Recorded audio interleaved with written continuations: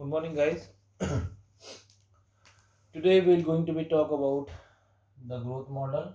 Okay, we're going to be talk about the growth model. So we have two growth model. The first is the exponential growth, and the second is the logistic growth. Okay. Well, exponential growth. We are talking about exponential growth. Okay, the unstoppable growth. Okay, ऐसी growth जो बहुत ज़्यादा होती है, बहुत ज़्यादा amount में होती है, और हम उसको जब कैलकुलेट करने की सोचते हैं तो कैसे कैलकुलेट करते हैं, एक्सपोनेंशियल ग्रोथ कैसी होती है, उसके बारे में आज हमको जानना है। एक्सपोनेंशियल का मीनिंग क्या होता है? कंटिन्यू चलने वाली ग्रोथ, ज़्यादा से ज़्यादा अमाउंट में ग्रोथ। ओके, या फिर ऐसी ग्रोथ तब पॉसिबल है जब रिसोर्सेस अनलिमिटेड होते हैं। देखिए यहाँ पे लिखा हुआ है कि रिसोर्सेज जो है वो कैसे है, अनलिमिटेड है। मतलब इसका क्या है कि आपके पास इतना सारा न्यूट्रिशन अवेलेबल है, इतना सारा स्पेस अवेलेबल है ना। क्या क्या अवेलेबल है आपके पास? न्यूट्रिशन ज़्यादा है, स्पेस अवेलेबल है, ठीक है, और इसी का मीनिंग होता है कि अनलिमिटेड रिसोर्सेस होना। ठीक है, तो ऐसी ग्रोथ जब होती है तो सबसे पहले हमने ये याद रखिए कि resources are unlimited. Okay, resources are unlimited. देखिए मोस्ट ऑफ द टाइम हम ऐसी कंडीशन कहाँ पे क्रिएट कर सकते हैं? हम ऐसी कंडीशन लेबोरेटरी में क्रिएट कर सकते हैं जिसमें आपको न्यूट्रिशन की कोई कमी नहीं रहेंगी। अब ऐसे कैसे पॉसिबल है? हम कैसे लेबोरेटरी में ऐसी कंडीशन को मेंटेन कर सकते हैं? देखिए, अगर हमारे पास एक पेट्री प्लेट है, पेट्री डिश वो होती है जिसमें आप बैक्टीरिया को ग्रो कर सकते हैं। अगर मैं इस पेट्री डिश में अगार डाल दूँ और मैं चाहता हूँ कि इसमें कुछ पर्टिकुलर बैक्टीरिया ग्रो हो, मान के चलते these are the bacterial colony, bacterial colony जहाँ पे बैक्टीरिया ग्रो कर रहे हैं। ठीक है, अब क्योंकि मैं कंसिस्टेंटली न्यूट्रिशन इसमें डाल रहा हूँ, तो जो बैक्टीरिया की जो साइज़ है, कॉलोनी की जो साइज़ है बैक्टीरिया की, वो क्या होती जाएंगी? ऑफ कोर्स वो बढ़ती जाएंगी, क्योंकि मैं न्यूट्रिशन की सप्लाई कंटिन्यू रखा है। इसके अलावा मैंने पसाजिंग किया है, मतलब इन बैक्टीरिया को मैंने दूसरे फ्लास्क में भी ट्रांसफ़र कर रहा था, तो इसके कारण इनकी ग्रोथ कभी रुकी नहीं, इनकी ग्रोथ होती रही। ठीक है, तो सबसे पहली इंपॉर्टेंट बात है कि रिसोर्सेस अनलिमिटेड है, और वैसे मैंने कंडीशन क्रिएट कर दी। ऐसी कंडीशन आप लेबोरेटरी में क्रिएट कर सकते हैं। नेचुरली बहुत कई कई जगह पे पाई जाती है, लेकिन लेबोरेटरी में अच्छे से हम ऐसी कंडीशन मेंटेन कर सकते हैं। अब दूसरी इंपॉर्टेंट चीज़ क्या है? ऑर्गेनिज्म जो रिप्रोड्यूस करते हैं ना, organism are reproduce, organism are reproduce at their max, organisms are reproduce at their max. Okay, तो जो भी ऑर्गेनिज्म रिप्रोड्यूस कर रहे हैं उनका पोटेंशियल कैसा है? मैक्सिमम पोटेंशियल से वो रिप्रोड्यूस कर रहे हैं। अब ऐसा तब पॉसिबल है जब उनकी फिटनेस अच्छी है। देखिए, विदाउट फिटनेस कोई भी ऑर्गेनिज्म उसके हाईएस्ट लेवल पे रिप्रोड्यूस नहीं कर सकते। तो एक बात याद रखिए कि रिसोर्सेस अनलिमिटेड है, कंटिन्यूस न्यूट्रिशन सप्लाई है, स्पेस अवेलेबल है, और ऑर्गेनिज्म अपनी हाईएस्ट कैपेसिटी से रिप्रोड्यूस कर रहे हैं। मतलब उनमें एक फिटनेस है, एक रिप्रोडक्टिव फिटनेस वो दिखा रहे हैं। जो हमने ये कंसेप्ट डार्विन से लिया है, या फिर डार्विन ने ये समझा है कि रिप्रोडक्टिव फिटनेस क्या होती है ना। तो ऑर्गेनिज्म में पोटेंशियल है रिप्रोडक्टिव कंटिन्यू करने का बहुत देर तक। ओके, तो वो अपने मैक्सिमम कैपेसिटी से मल्टीप्लाई कर रहे हैं ऑर्गेनिज्म वहाँ पे। ठीक है, अब और एक इम्पोर्टेंट बात क्या है कि कोई भी पॉपुलेशन हो, जैसे अभी हम पॉपुलेशन की बात करें, तो पॉपुलेशन जो होती है, पॉपुलेशन की एक साइज़ होती है, पॉपुलेशन की एक साइज़ होती है, that should be maintain by और given by n. The population size. अभी इधर अगर इस एरिया में मैं अगर बात करूँ तो इसमें कितने सारे बैक्टीरिया पाए जाते हैं, है ना, तो वो पॉपुलेशन साइज होगी उसकी, and that will be denoted by n. Okay, उसको हम डिनोट कहेंगे एन से, ठीक है।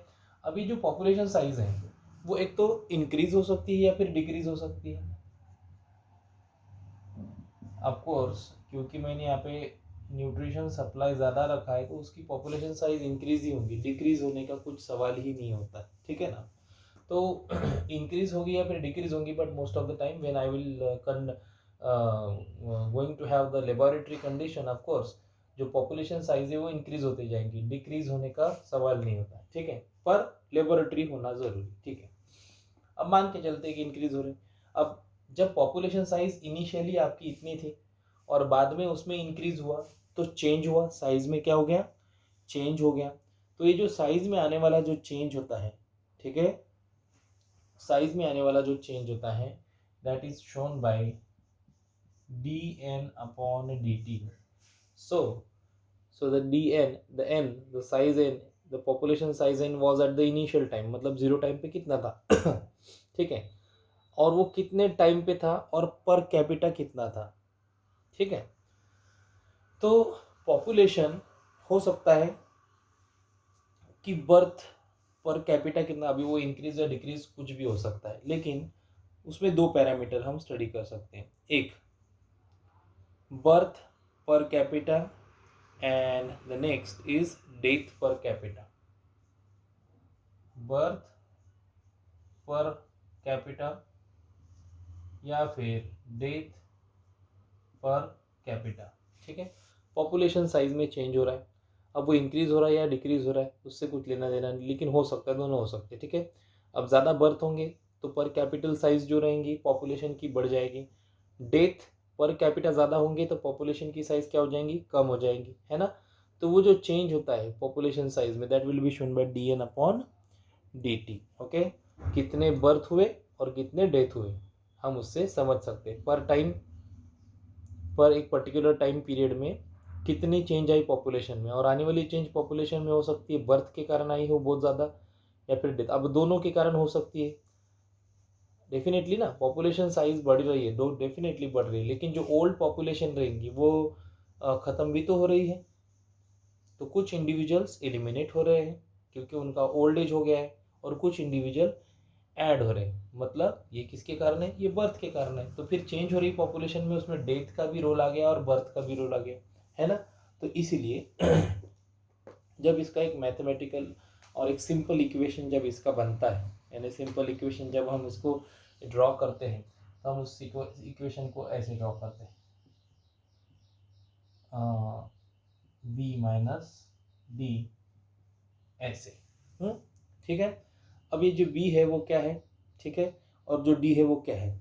So birth per capita will be denoted by b and death per capita denoted by d. Okay, अब क्योंकि ये दोनों चीज़ें हुई है मैंने बोला पॉपुलेशन में, तो उसका एक तो हमें डिफरेंस लेना है, तो d n upon d t will be taken as a difference of a birth per capita and death per capita. Okay, so here we have written b minus d and the original population, okay, multiplied by original population. Okay, now this is how the simple equation we have um,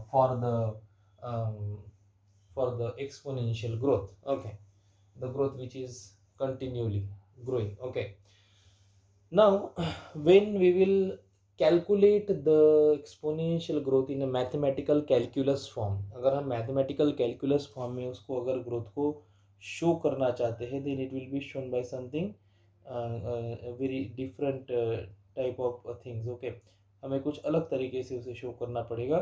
okay, so we will try to understand the mathematical calculation for that. अब सबसे important बात, यहाँ पे जो plot मिलेगा आपको growth में वो मिलेगा जे शेप प्लॉट। कैसा मिलेगा आपको, जे शेप प्लॉट, मतलब इस प्रकार से प्लॉट मिलेगा आपको, ये ऐसे कर्व मिलेगा आपको। तो ये क्या बता रहा हूँ कि ग्रोथ जो है वो कंटिन्यूली हो रही है और वो बढ़ रही है ना। So this is what the J shape growth curve you will get in this kind of growth, exponential growth. Okay, so mathematical calculus कैसे उसको हम ये करते हैं वो देखते हैं। Now will taken as n t. Okay, So what is nt? It is the population size after time t. Population size after time t. एक टाइम पर्टिकुलर टाइम पीरियड होने के बाद पॉपुलेशन साइज कितना था वो हो गया nt. Okay, then I'll go to the n0. This will definitely going to be the initial population. हम उसको कहेंगे initial population. And thereafter we have ERT. Okay, so is basically the log. Okay, the value of a log.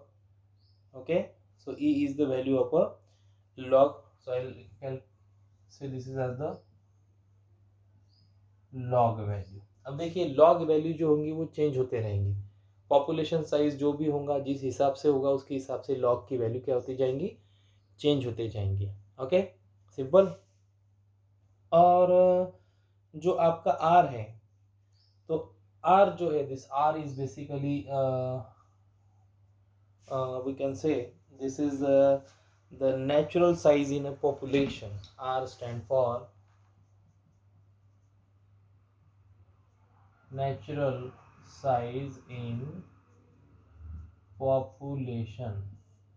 So R is natural size in a population. जो R हम denote करते हैं वो बताता है कि नेचुरल साइज पॉपुलेशन की कितनी है. वो ये बताता है कि जो ऑर्गेनिज्म हमारे रिप्रोड्यूस कर रहे हैं ना, ये वाला जो डार्विन ने बताया था, रिप्रोड्यूस एट देयर मैक्स. या फिर R के वैल्यू को हम इसको अलग तरीके से ये भी कर सकते हैं, अलग तरीके से इंटरप्रेट कर सकते हैं कि जो इंट्रिंसिक रेट क्या है ना, इंट्रिंसिक रेट जो है वो कैसा है. ठीक है, नेचुरल ग्रोथ जो नेचुरल ग्रोथ है ना उसका इंट्रिंसिक रेट क्या है ना. इंट्रिंसिक इसको हम ना